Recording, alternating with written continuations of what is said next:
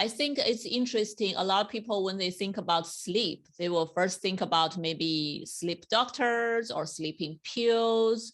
Then I'm curious, what's the role of a dentist play in the field of sleep medicine? We can actually play a very large part. And I think that traditionally most people that know anything about this at all will think of oral appliances, the appliances that dentists make to hold the jaw in a position which helps breathing at night. And that may be a snoring appliance or an anti-snoring appliance, we should call them really, or an appliance that manages obstructive sleep apnea, or any of the, we'll call them sleep disordered breathing, and then that's an umbrella that covers everything. However, it goes much further than that. We can also help people with what's called nighttime bruxing, or bruxism, which is nighttime grinding, which is very damaging to the teeth. Can also be involved with what's called TMD, or temporomandibular dysfunction, which is jaw joint pain and facial pain too. So there's, and also I should just add that it involves what we do too. Everybody associates dentists with doing crowns and bridges and implants and fillings and maintaining healthy gums. And bruxism and we'll call it sleep dentistry again, they impact what we do every day. Just lost my earphone here, but they impact what we do every day. So actually it's almost a basis upon which dentistry is built, and I don't think that's too profound a thing to say. Wow. Yeah, sounds like they're just like any other field. There are much deeper knowledge and deeper stuff. Like if we really go to the field further and further, there's more we may not know, but as a professional, there's a lot more you can do to help people from different angles. Bruxism is very interesting. I did not know that before, but I heard there's some connection between bruxism and sleep apnea, or some kind of sleep disorders with breathing while you're sleeping. And also, I definitely heard bruxism is harmful for our teeth if we don't think about anything else. And so can you tell us more about bruxism and how that relates with sleep medicine, and how do you deal with it in your work? Certainly, Sejan. Well, I should mention that sleep medicine itself is a relatively new field. If you think of cardiology and neurology, excuse me, they've certainly been around for a lot longer. Dental sleep medicine too is in we'll call it its infancy. And so we're still learning a lot about the connection, whether it be neurological or physiologic, between bruxism and obstructive sleep apnea, or any obstruction to the airway. And I think the simplest way to look at this is to go back to our basic first aid and life support. If we're all trained in first aid that if there's an accident, airway comes first, ABC, airway, breathing, and the circulation. And for airway, we can't wait too long to breathe. We may, not me perhaps personally, but many of us can go a long time without eating, and we can go less time, but quite a while without drinking. But when it comes to breathing, it's different situation.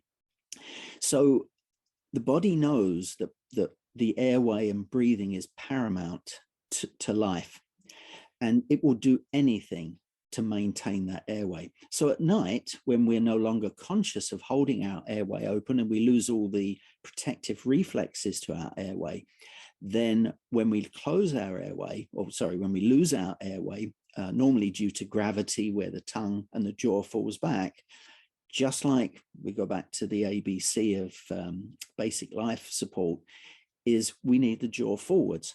The tongue, which is attached to the jaw, it makes up the front of the airway. If you think of the airway, The back of the airway would be basically the skin covering the spine.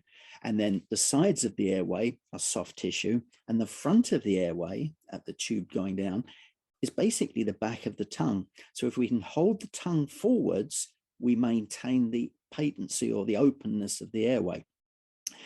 Since the tongue is attached to the jaw, if we can move the jaw forwards, that then helps to maintain or open the airway and maintain the airway.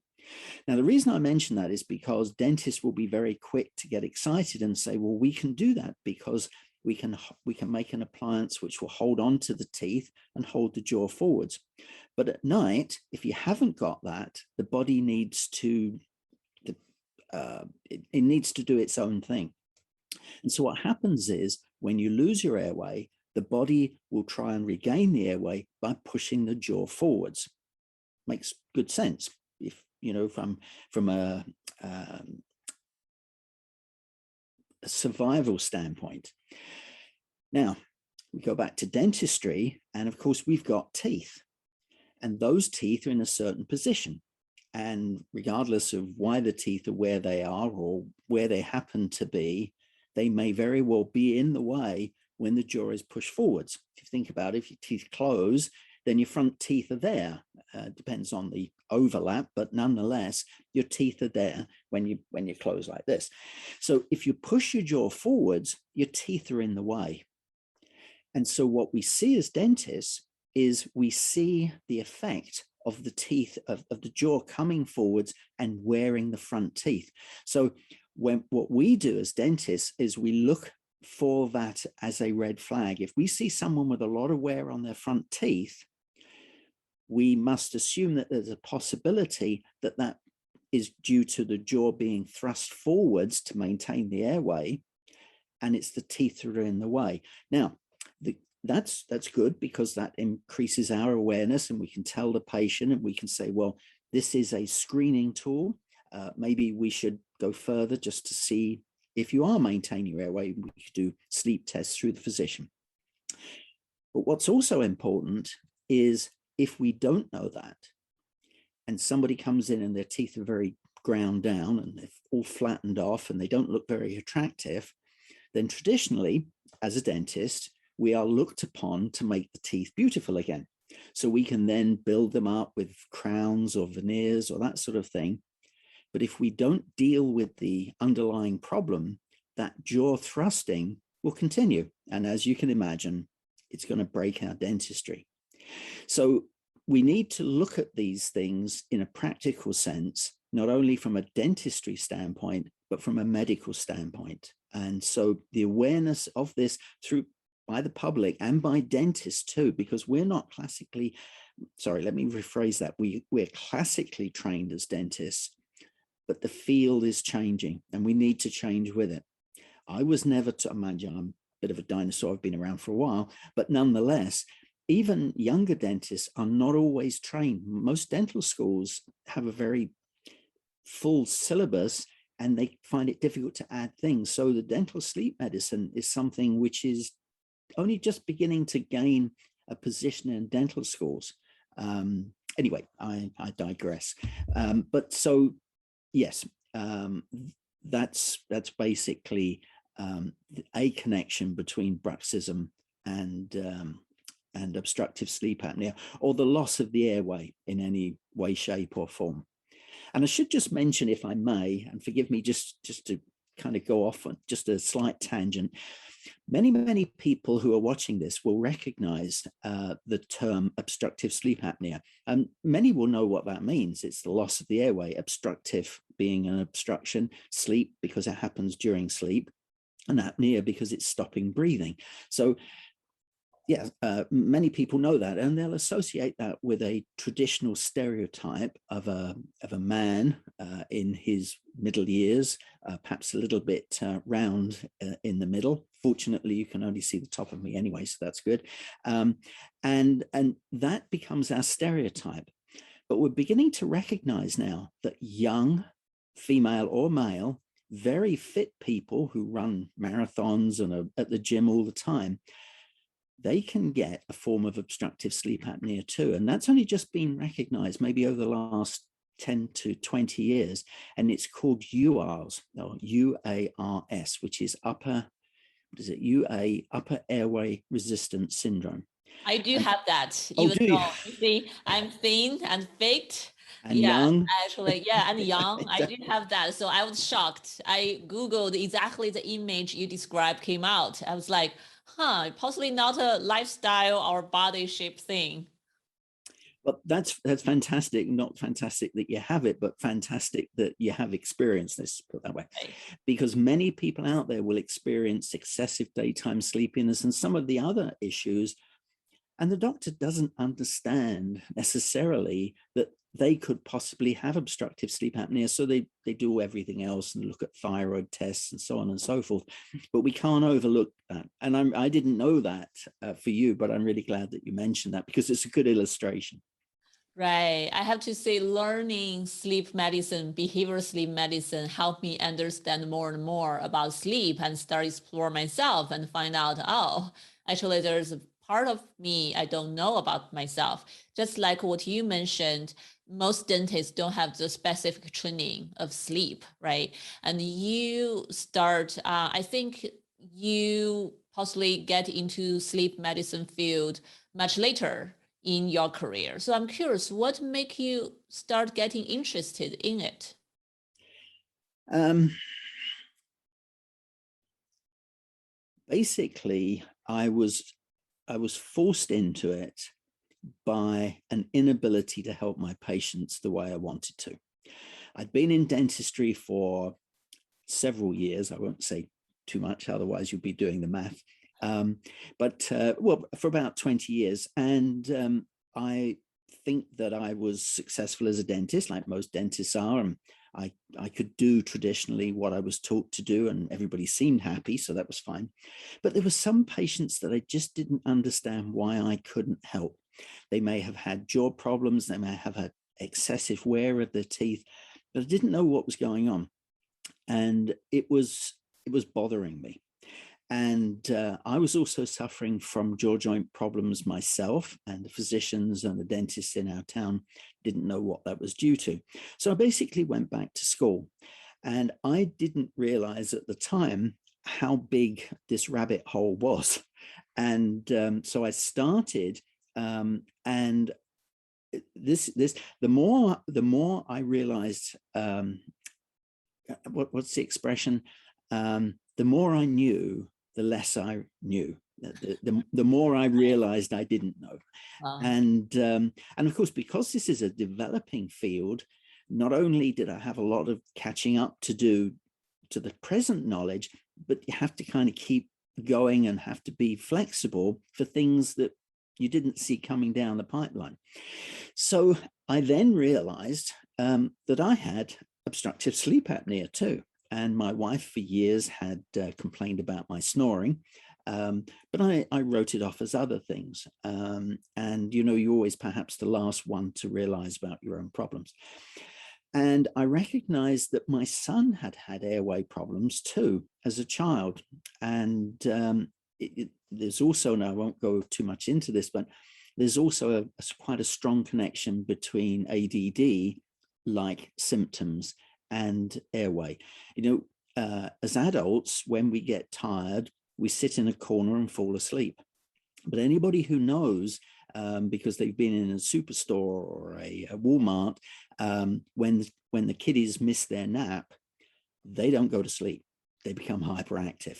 And so we have a lot of things still to learn about how we can help. But that became the beginning of a long journey, which I don't think is over yet. And I've had, we won't go into the details, but I've had lots of experiences where I've recognized how important the airway is. And of course, the other great benefit of being a dentist is you see patients. And, you know, I'm the first to admit that I'm continuing to learn. I'm not saying that every patient, you know, is a guinea pig. That's not true, but it does help being able to share with patients, listen to patients, see their own individual problems. We're all different. And so the answer to your question is, I felt that I needed, and this I think is true for all dentists that do this, I felt that I needed to learn more to help my patients and to help me help my patients.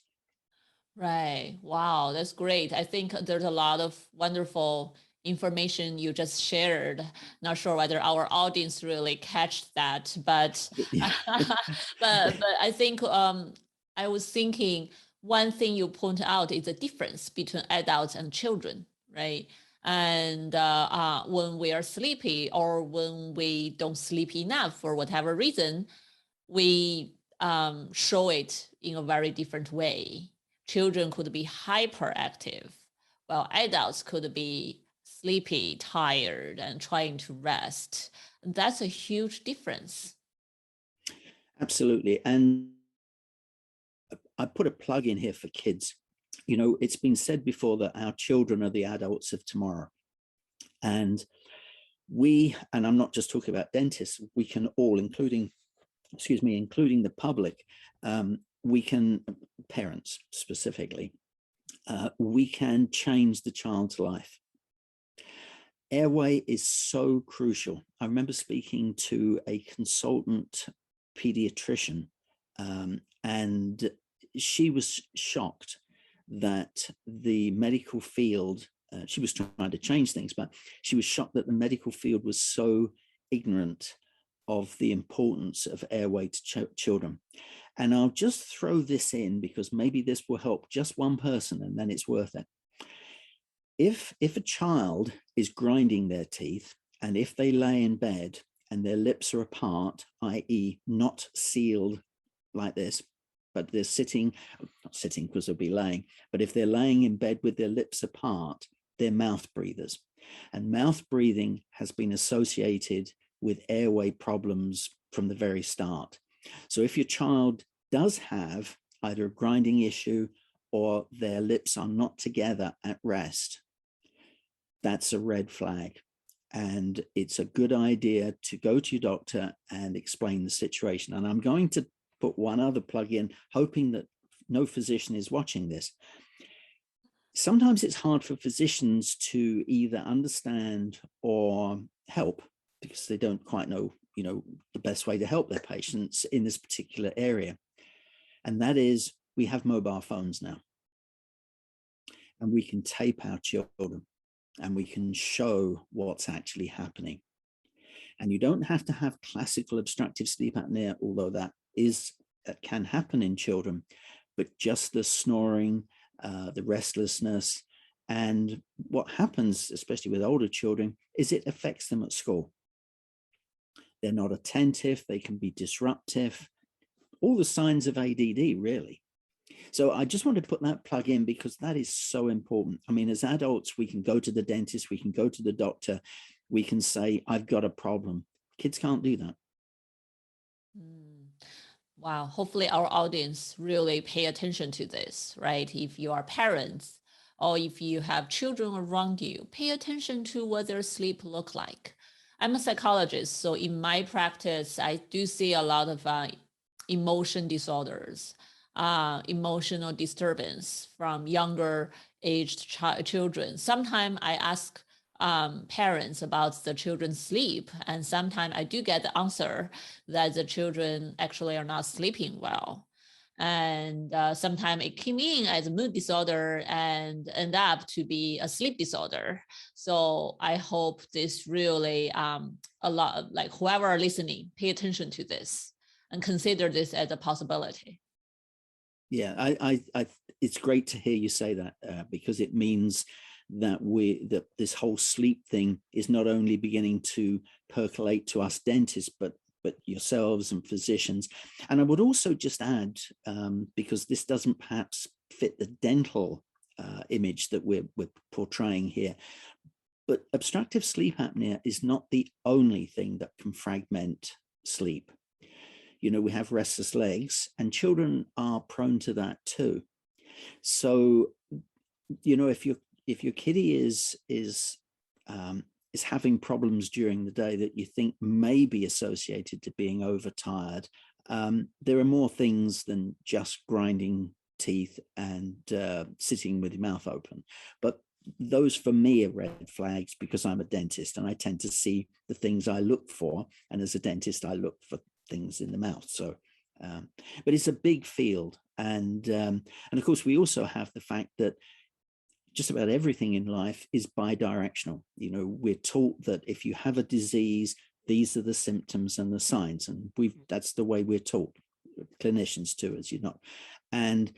But we have to remember that there is a two-way street here. As much as a disease causes a symptom or a sign, those symptoms and signs can affect the disease. So it's a big picture. It's a fascinating picture, and it's something, and you have alluded to this, something where we can have a profoundly beneficial effect on our patients. Right. I love this theory, two-way direction, right? To really think about it from both directions. Yeah.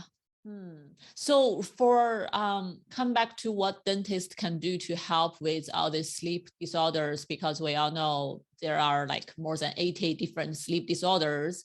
I'm sure there are quite some different disorders dentists can help with.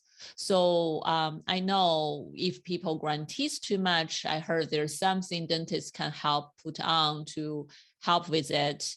And nowadays there's some dental device to help with sleep breathing related disorders. And I also heard there are some dentists who actually can also like be surgeons, so they can do some kind of surgery to really help you move the open up the airway or move the jaw, do those kind of things. So I'm curious for our audience, where they should get started and what are some possibilities are out there for people to deal with this.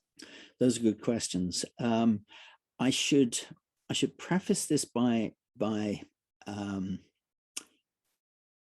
I will go so far as to say correcting what I said. I believe fervently through my years of doing this that what I said to you is true, where as far as the jaw being pushed forwards while you're asleep unconsciously to improve your airway when there's an airway deficit. But having said that, that is anecdotal. That is my opinion. I think it's shared by an awful lot of dentists. But going to the research material, bruxism is still considered to be a parafunction. In other words, a function outside of the norm. Right. Having said that, we dentists have, and we've done this for years and years, mostly because we didn't know what we were doing. But, you know, if somebody comes in and their teeth are very worn, it's quite reasonable to put something between their teeth. Now, obviously, a finger or something like that's not going to work. But a plastic, what we call a night guard or a bruxism guard, is something which just about every dentist does. It should be mentioned, and once again, the jury's not out on this yet, but it would seem that for some people, we don't know quite why. I have a lot of theories, but that's neither here nor there. But for some people, wearing a bruxism guard or a night guard, in other words, a one component, it may be an upper appliance or it may be a lower appliance, specifically to stop the teeth grinding on one another by putting plastic between the teeth, makes obstructive sleep apnea worse. So if in doubt, and that's the benefit of screening, dentists should screen.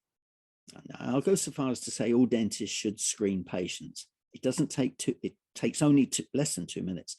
And if there are red flags, more questions should be asked. And, you know, a hygienist can ask this, a dental assistant can ask this, doesn't have to be the dentist. And if people's teeth are ground down, before jumping in and making a bruxism guard or night guard, those questions should be followed up on. And if the dentist then thinks, you know something, this patient may have obstructive sleep apnea, they do snore, or their bed partner says, well, he stops breathing, and I listen. then before we make a night guard, then there should be testing done. Because if they have obstructive sleep apnea, they should be having a 2-component appliance, which, as you can imagine, is what holds your jaw forwards, rather than a 1-component appliance, either upper or lower, which may allow the lower jaw to fall back. So I just wanted to say that because, when you do something like this and afterwards you think about what you've said and you think, I don't want to give the wrong impression. I don't mind people arguing with me or throwing things, that's fine, but I wouldn't want to disseminate information that was wrong. So it is still considered parafunctional from a research standpoint, but if you ask most dentists, they'll say, no, if you've got a lot of wear on the front teeth, we'd certainly look at Airway. You also mentioned about alternative treatments. And we all know, I think just about everybody knows, that the first thing we consider is CPAP. This is continuous positive airway pressure, which basically is a pneumatic stent. It holds the airway open by increasing the pressure. It doesn't breathe for you, all right? But it holds the pressure open and it stops the airway from falling together. So as much as a dental splint or a dental device is concerned, that's a physical splint, a splint that physically holds jaw forwards, where CPAP, which is the go-to, that's the traditional approach, although actually oral appliances were around first, but we won't go there. So that's that. Now, there are other options, but they're more involved. And so I'm speaking as a practicing dentist, and I'm sure that all dentists would pretty much say the same thing here. We would look at the simpler things first. Nobody's going to line up for surgery if there's an easier answer. But surgically, it can be tremendously beneficial to surgically advance, and it's not usually just the lower jaw, but in situations where there is a very short lower jaw, because once again, the tongue is further back, then by moving the jaw forward surgically, and it's done actually by splitting, you don't just move the whole thing, you actually split it and move part of the lower jaw. So the jaw joint stays in the same place, but the front of the jaw, we'll call it front of the lower jaw, moves forwards because that's what's attached to the tongue. So from a surgical standpoint, surgery, it's called bimaxillary protrusion, which kind of indicates that it's both jaws, because you normally bring both jaws forwards. That has been shown to be tremendously beneficial for increasing or improving the airway, improving the maintenance of an open airway. But it's a big job, and it's not something to be undertaken lightly. And we have other surgical procedures of the jaw. We can actually move the connection between the tongue and the lower jaw. We can actually move that forwards in a very localized area. In other words, we cut not me personally, but a surgeon would cut a piece of the lower jaw, the bit that's attached to the muscle to the tongue, and move that forwards so the jaw itself stays in the same place, but relatively speaking, the tongue moves forwards. So there are, and these procedures are often done together. It's not one or another. There is another procedure which is called a UPPP, and I don't even know if I can remember what that stands for. Offhand, I wasn't planning on doing this, so we'll just say it's called a UPPP. Right. And what that is a recontouring of the back of the mouth. It's not a very comfortable procedure, and the effectiveness is sometimes questionable. There have even been surgeries where it reduced the size of the tongue. But without going into too much detail, it's not normally the tongue size that's the problem. It's the fact that the lower jaw is too narrow. I would just say, because it's exciting, that we do have emerging technologies. One of them is an implant into the chest, so that when it recognizes that the chest is not moving the way it should at night, it sends a signal to a muscle which actually pulls the tongue forwards. Once again, it's still a surgical procedure. It's also very expensive because it's early on, But these are some of the things that are coming down the pipeline. And I think in 10 to 15 years, we'll probably hardly recognize what we're doing now. But at this point in time, we're doing well. We're doing well. We just need to get awareness out. That's the biggie.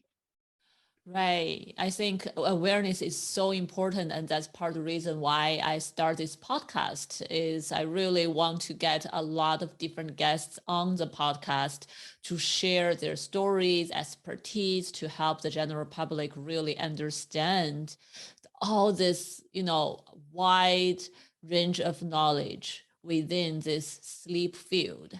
I really enjoy a lot of the information you shared. I think that's a lot of those are very new on this podcast to our audience and to really get the information out.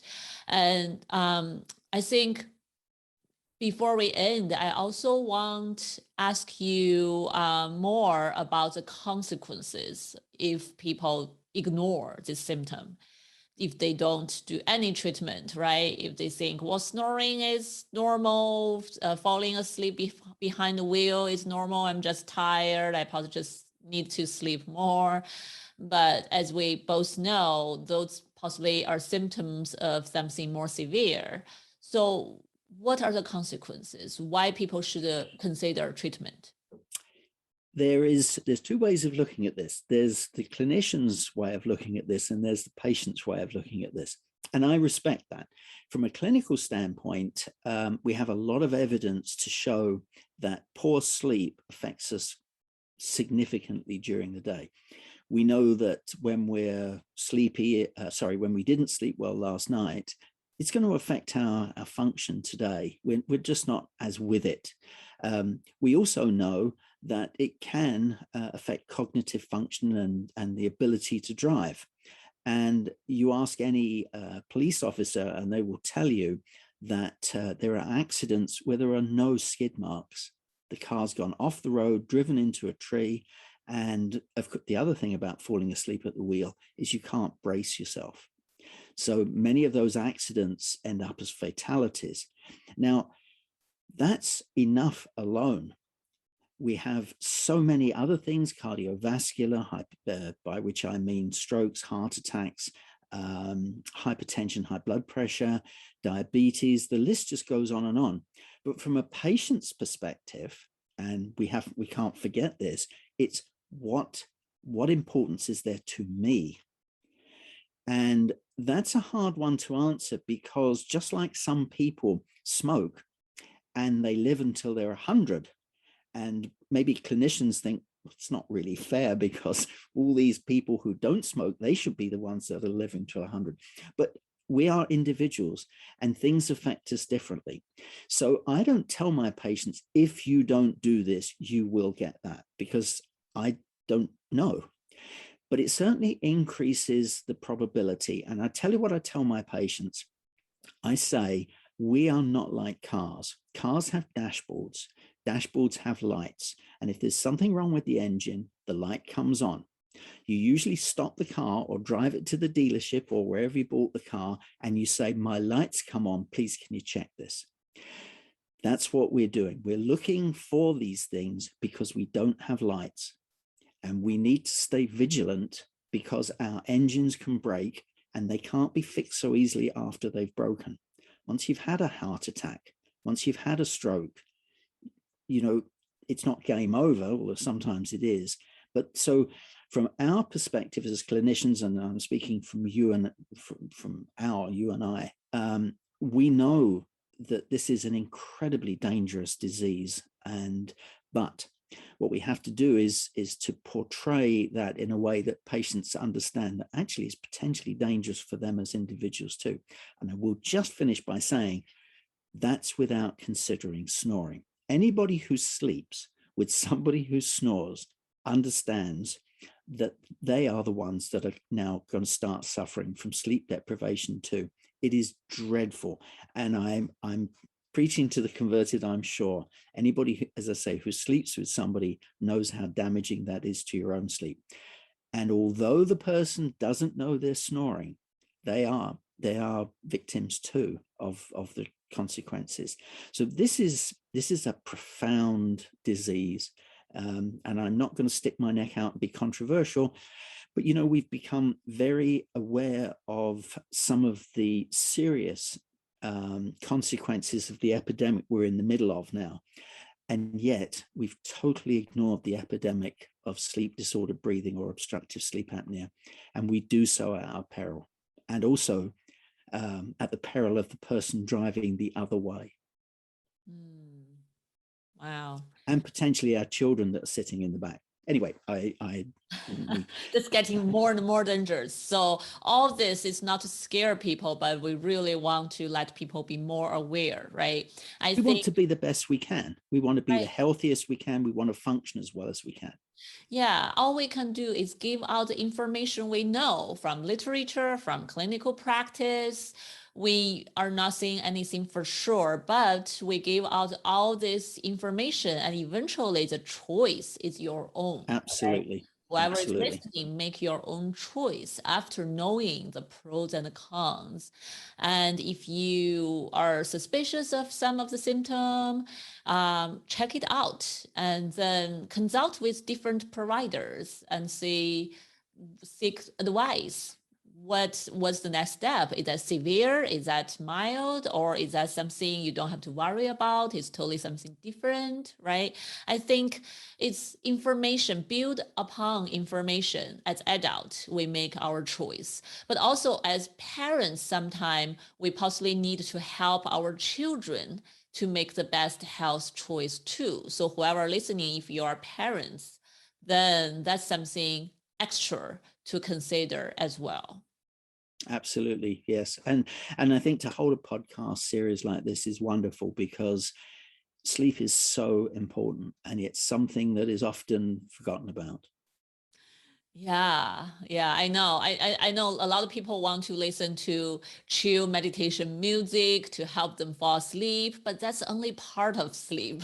There are a lot more. So I really appreciate Dr. Bray, you come to the podcast and share all this wonderful knowledge. If our listeners want to find your practice or want to seek your help with their sleep or other dental sleep medicine related topic, how can they find you?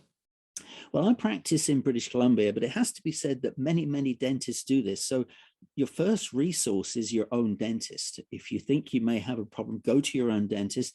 They'll be able to arrange sleep testing if that's appropriate through the, you know, and they'll work through your physician. And many people that's not the right approach. So it's not one size fits all. Anybody who wants to, for me, then I have my email. You're very welcome to use that, which is info@abettersleep.ca. CA, of course, because it's Canada. And I'm very happy to answer any questions on that. And I would encourage people to ask their dentists and their physicians, because, you know, the way we can improve awareness is by forcing us as a profession to find out more. And if people ask, we're forced to find out more. Just you know, you mentioned it before. That's what happened to me 20 odd years ago, and I haven't looked back. I'm glad I know these things. It's meant to change in the way I look at things, but it's been better for me and better for my patients.